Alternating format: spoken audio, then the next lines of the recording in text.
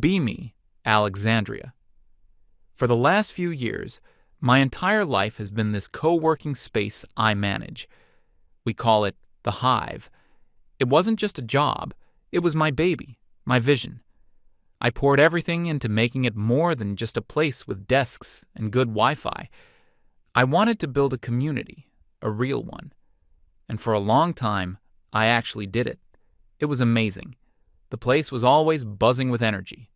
We had a mix of people, programmers, graphic designers, writers, a few startup crews. The social hub of it all was our group chat, HiveMind. It was constantly going off. People sharing project breakthroughs, asking for help, posting stupid memes. If you were stuck on a piece of code, you could post it, and within 10 minutes, 3 different people would be at your desk helping you figure it out. That's the kind of place it was. The heart of that whole social scene was my best friend, Kai. We'd known each other forever, long before the Hive was even an idea.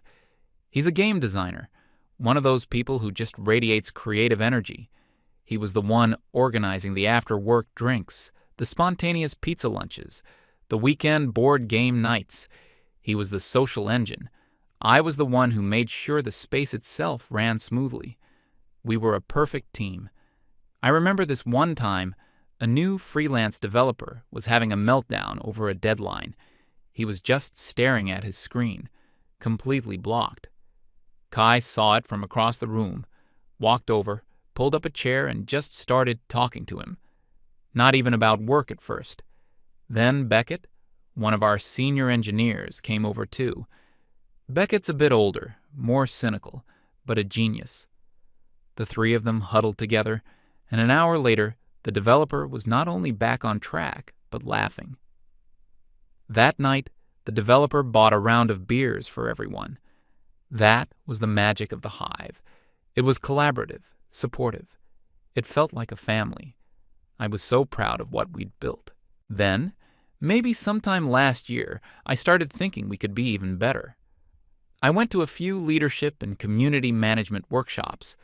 They talked a lot about creating truly safe and inclusive spaces, about being mindful of language and power dynamics. It was like a light bulb went on in my head. We had a great community, but was it a truly conscious one? I realized I had a responsibility, not just to provide a space, but to guide its culture, to elevate it. The first change I made was small. Someone posted in the HiveMind chat, "Hey guys, anyone want to grab coffee?" It was a message I'd seen 100 times, but this time I saw it differently. I replied publicly, trying to be as gentle and educational as possible. Something like, "Friendly reminder to use more inclusive language. Folks, or everyone, works great, so that all members of our community feel included." I even put a little smiley face emoji at the end to show I was being friendly. The chat went quiet for a minute. Then the original poster just wrote, "Coffee anyone?" A few people reacted with a thumbs-up emoji, and they went. It felt a little awkward, but I told myself that change is always a bit uncomfortable at first. It was a necessary correction. A week or so later, a group of us were having lunch at the big communal table. Beckett was telling a story about a terrible date he'd been on. He was being very animated, very funny, but the story was basically about how the woman was completely unreasonable. He was getting a lot of laughs from the other men at the table. I felt this pang of discomfort. This was the kind of locker room talk that could make a space feel unwelcoming. I waited for him to finish his story, and then I jumped in. I tried to frame it as a thought experiment. I mentioned that telling stories that frame women in a certain negative light, even as a joke, can contribute to a broader culture of misogyny. I suggested we could challenge ourselves to share stories that were more positive or empathetic. Beckett just stared at me for a beat. He didn't argue. He just kind of shrugged, said, "Fair enough," and then started talking about a new software update. The easy, fun vibe of the lunch was just gone. Everyone finished their food in relative silence and went back to their desks. Again, I felt that awkwardness, but I reasoned it was the price of progress. I was weeding out the subtle toxicities. I was making the garden healthier. My friend Greta, who also worked at the hive, pulled me aside later. She told me she understood what I was trying to do, but that maybe calling Beckett out in front of everyone wasn't the best approach. She thought it might have embarrassed him. I explained to her that these things need to be addressed in the open so everyone can learn. It's about community accountability. She didn't look convinced, but she dropped it. The next big test was one of Kai's famous board game nights. He was a huge board game nerd and had a massive collection.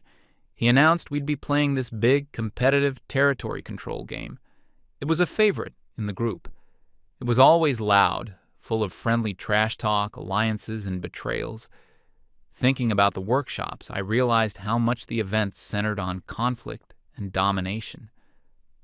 I went to Kai privately and suggested that for this game night, we try something different. I had researched some great cooperative board games where players worked together to beat the game itself. I explained my reasoning. It would be more team-oriented and wouldn't create feelings of exclusion or failure for those who lost. Kai looked a little disappointed. He told me people really loved the competitive games, that the rivalry was part of the fun. I held my ground. I told him, as the manager of the space, I wanted to foster collaboration over conflict in all official hive events. He sighed and gave in, "Whatever you think is best, Alex." The cooperative game night happened. It was fine. It was quiet. People were polite. We won the game, and there was a small, unenthusiastic yay from the group. People packed up and left much earlier than usual. When I asked Kai later if he had fun, he just gave a non-committal shrug and said it was an interesting change of pace. In my mind, though, it was a success. No arguments, no gloating winners, no sore losers. It was orderly and safe. I decided to formalize things. I drafted a new community guidelines document and posted it on the wall and in the chat. It was all very standard stuff, I thought.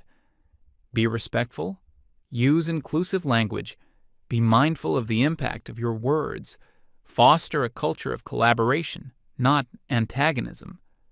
No one said anything negative about it. In fact, no one said much at all.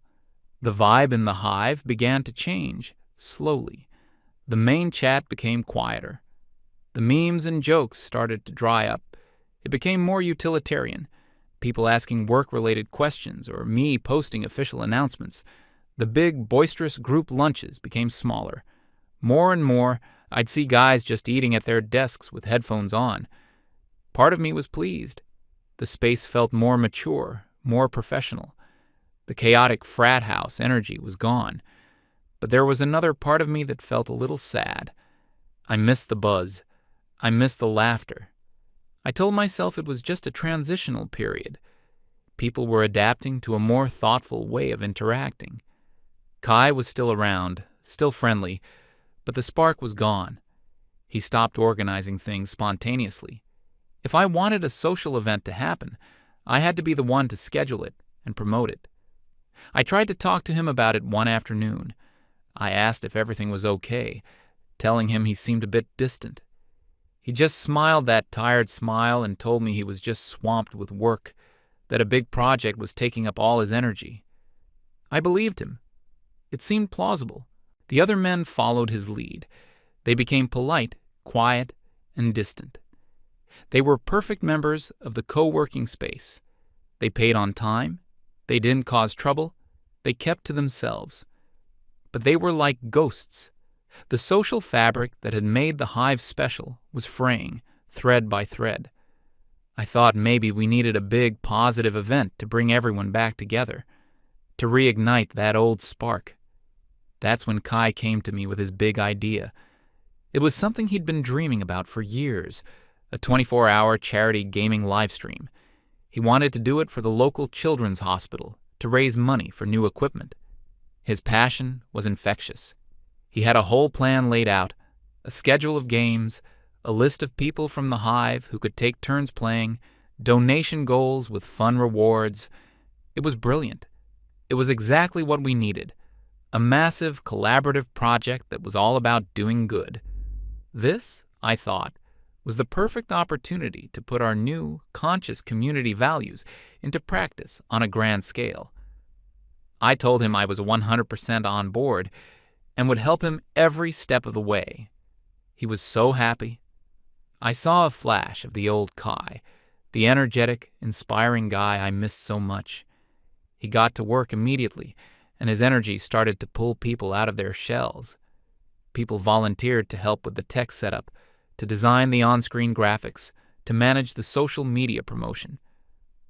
For the first time in months, the old Hive magic felt like it was coming back. But as the planning got more intense, I started to notice some issues. I looked at the schedule of games he had planned. It was full of competitive shooters, fighting games, and intense strategy games. I brought this up with him. I explained that featuring games centered on violence and conflict might send the wrong message for a charity event, especially one for a children's hospital.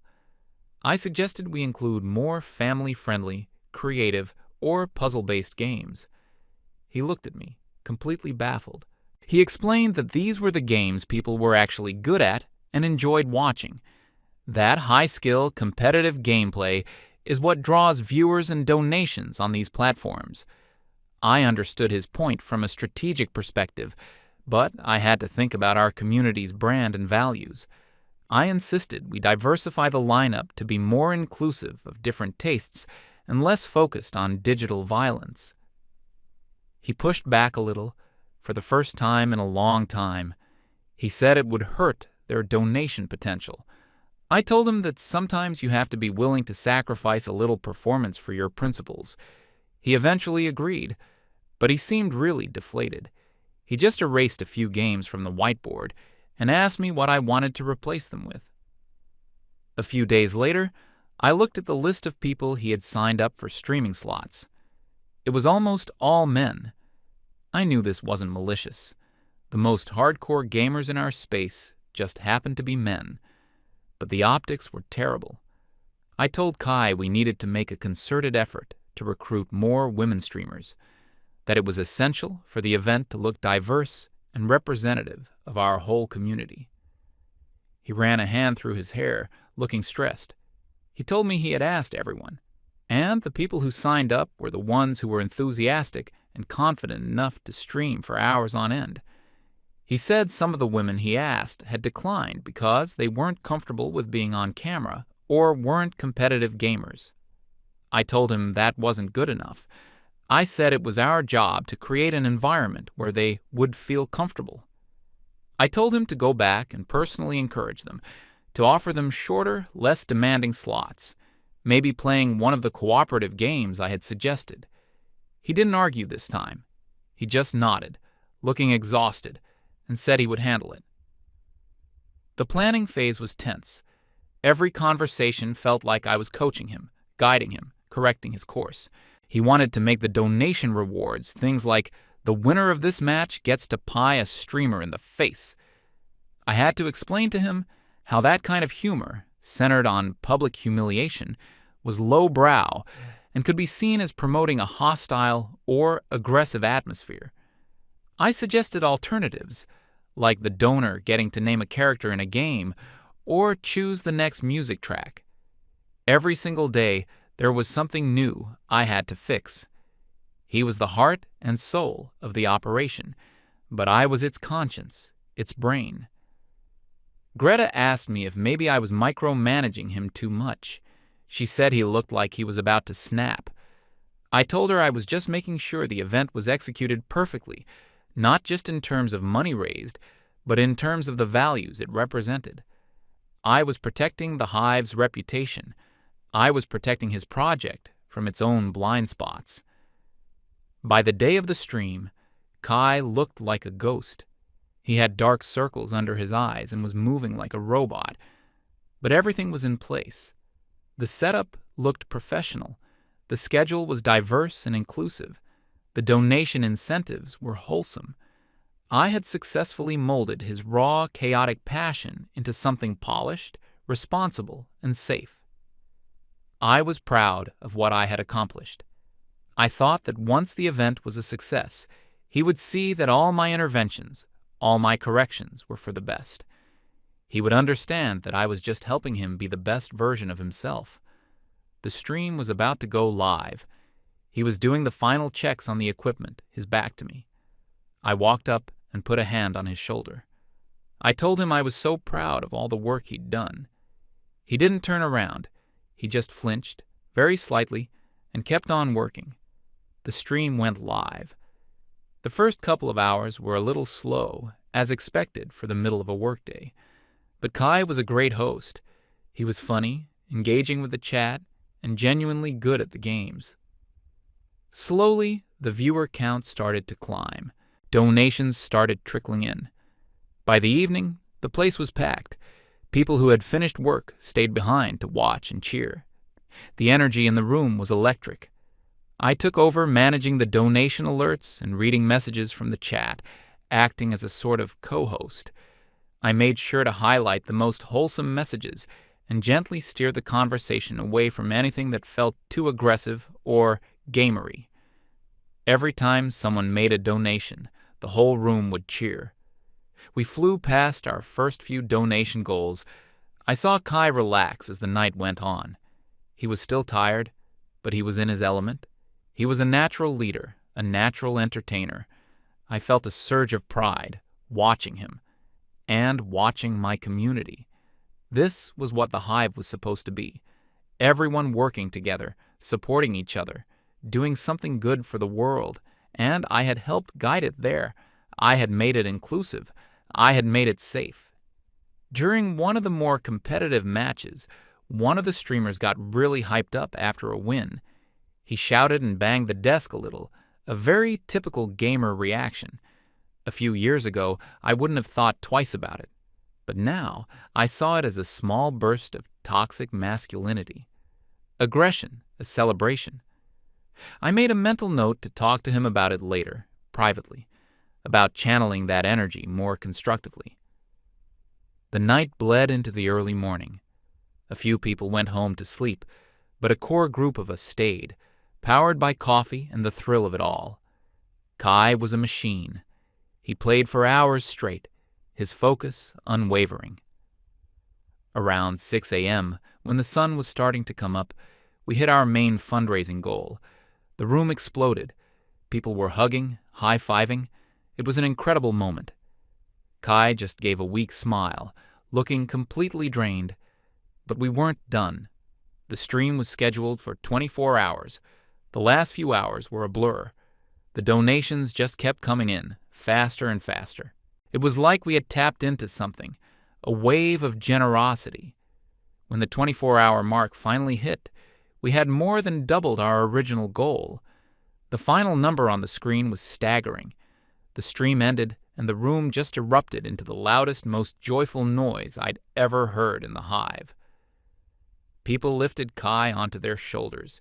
He was laughing, looking overwhelmed and exhausted, and happier than I'd seen him in a year. He was a hero. He had pulled off something amazing. Someone put on music. Someone else ordered a mountain of celebratory breakfast pizzas. It turned into an impromptu party. Everyone was coming up to Kai, shaking his hand, patting him on the back, telling him how incredible he was.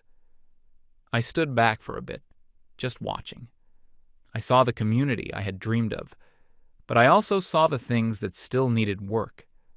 The loud, chest-thumping energy, the focus on a single male hero. It was a success, yes, but it was also a teachable moment, a moment to frame this success in the right way. I waited for a lull in the crowd around him. I walked over to him, and people quieted down a little, seeing the manager approach. They probably expected me to give a speech. Kai was beaming, his face flushed with victory and lack of sleep. I put on my warmest, most supportive smile. I started by telling him how immensely proud I was, that what he had accomplished was truly phenomenal. He nodded, still smiling, waiting for me to continue. And then I made the pivot. I told him I thought it was a fantastic first attempt, and that for the next one, we could think about how to make it a more truly representative community effort. I mentioned, in a light, constructive tone, that the intense focus on competition and winning was something we should examine. That while it clearly worked for fundraising, it also reinforced a very specific and sometimes problematic type of masculine energy.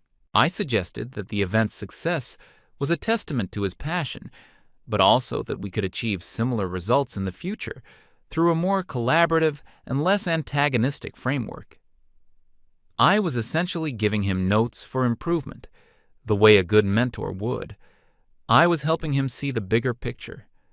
As I was talking, I saw the light in his eyes just go out. It wasn't like a switch flipping off. It was like a dimmer switch being slowly, deliberately turned all the way down. His smile vanished, not into a frown or a scowl. It just disappeared. His face became a perfect blank, an empty mask. The noisy, celebratory chatter around us had died. The silence was heavy. I could feel everyone's eyes on us. When I finished speaking, he just looked at me for a few long seconds. I couldn't read his expression at all. It was like he wasn't there. I was expecting him to maybe discuss the points with me, to engage with the feedback. Instead, he just nodded, a single tiny movement of his head. And then he said, so quietly I could barely hear him, "I understand, Alex." That was it. He turned around, navigated his way through the silent crowd, picked up his jacket, and walked out the door. No yelling, no argument, no drama. He just left. The party was over. The music was still playing, but the energy had evaporated. People started gathering their things, avoiding eye contact with me. Within 15 minutes, the room was empty, except for me and a bunch of cold pizza boxes. I told myself he was just exhausted, that he was overstimulated and needed to sleep. I told myself that once he had rested, he would understand the value of my feedback. He would see that I was only trying to help. The next day, the hive was quiet. Unusually so. Kai came in around noon. He walked straight to his desk, put on his headphones, and started working. He didn't say good morning. He didn't make eye contact. I walked over to his desk, planning to ask him how he was feeling, to clear the air. He saw me coming. He didn't take his headphones off. He just looked at me. I asked if he was recovered from the stream. He just nodded. I asked if he wanted to grab lunch later. He shook his head. I stood there for a moment, waiting for more, but there was nothing. He turned back to his screen. It was like talking to a brick wall. I walked back to my office, feeling a weird mix of confusion and irritation. It was so passive-aggressive. If he was mad, why didn't he just say so? The days that followed were strange. It was like a silent plague was spreading through the hive. One by one, the other men started to emulate Kai's behavior. Headphones became a permanent fixture. The chatter in the communal kitchen stopped. If I walked in while two guys were talking, the conversation would instantly die. They'd grab their coffee and leave. The hive mind chat, once my greatest source of pride, became a ghost town. The only posts were my official announcements about maintenance or events, and no one ever replied to them. The sense of community was just gone. The place was now just a room full of people working in silence. It was efficient. It was professional. It was completely and utterly dead. My friendship with Kai was gone, too. I tried texting him, asking if we could talk. He'd reply hours later with a single word. Busy. Later. Okay. Eventually, I stopped trying. I tried to fight it. I tried to restart the old traditions. I announced a community pizza Friday in the chat. On Friday, I brought in 10 large pizzas and set them up in the kitchen. A few people came, took a slice, said a quiet thanks, and took it back to their desk to eat alone. Most of the pizza went uneaten. Greta was trying to be a bridge. She would still talk to me, and she would still talk to them. I asked her what was going on. Why was everyone acting so weird? She looked uncomfortable. She said that people were just busy, focused on work. I knew it was a lie, but I couldn't get anything else out of her. My breaking point was when I tried to organize a community dialogue night. I sent out a calendar invite and posted a big announcement. The topic was reconnecting and rebuilding our hive. I was desperate. I thought if I could just get everyone in a room and facilitate an open, honest conversation, we could fix this. I set up chairs in a circle. I brought in snacks and drinks. I was so nervous, but also hopeful. The time for the event came and went. 3 people showed up, Greta and 2 women who were relatively new to the hive and didn't know any better. We sat there in that big, empty circle of chairs for 30 minutes of the most awkward silence I have ever experienced. Then I told them we could just call it a night. I went home, and I felt a deep, hollow kind of loneliness. I had built this amazing thing, and now it was crumbling around me, and I had no idea why. It felt so unfair. I had only ever tried to make things better, to make people better. The next week, I saw Beckett packing up his desk. He had been with the hive since the very beginning. He was one of the originals. I couldn't let him leave without an explanation. I walked over to his desk. His face was grim, determined. I asked him where he was going. He told me his freelance contract was up and he'd found a new place to work from. I knew it was more than that. I finally just broke. I asked him, "What did I do wrong? Why does everyone here hate me now? Why won't Kai talk to me?" My voice was shaking a little. I felt so pathetic. Beckett stopped packing his box of monitors and cables. He turned to face me fully. And for the first time in months, someone was actually looking at me. Really looking at me. There was no anger in his eyes, just a profound, bone-deep weariness. He told me nobody hated me. He explained that hate takes energy, and everyone was out of energy.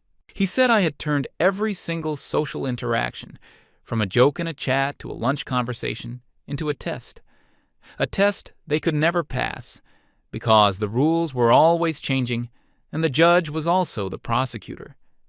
He told me I had taken Kai's greatest triumph, an event he poured his heart and soul into for a month, and in front of everyone, I had reframed it as a problematic failure that needed my correction. I opened my mouth to defend myself, to say I was just giving constructive feedback. He held up a hand to stop me. He said that was the moment everyone understood. He told me Kai didn't get angry. Kai didn't have a tantrum. He just did the math. The math was simple.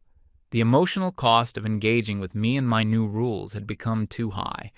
The return on investment was 0. So he stopped investing. And everyone else, Beckett said, saw his logic and made the same calculation. He told me it wasn't a protest. It wasn't a boycott. It was a mass resignation. They had all quietly quit the job of being my friend and community member. He picked up his box. "I'm leaving because I'm paying for a co-working space, not a library. And right now, this place is just a very expensive library." He walked out without another word. I stood there, in the middle of the silent room, for a long time. His words just echoed in my head. It wasn't a protest. It was an optimization. That night, I was the last one to leave. I walked through the empty, silent space. All the desks were neat. The floors were clean. Everything was in its proper place. It was perfect. It was orderly. It was completely and utterly safe. And it was the loneliest place on earth. I pulled out my phone and looked at my chat history with Kai. I scrolled up, past the recent one-word replies, past the awkward silences. I went back months, to when it was filled with jokes, with stupid pictures, with him checking in on me, with us planning the future. My thumb hovered over the screen. I typed out a message. "I miss my friend." I stared at it for a minute. Then I deleted it. I knew he would never reply. I had gotten exactly what I wanted. A community free of conflict, free of problematic behavior, free of toxic masculinity. The only thing I hadn't realized was that a community free of all those things is also a community free of people. It's just an empty room and a deafening silence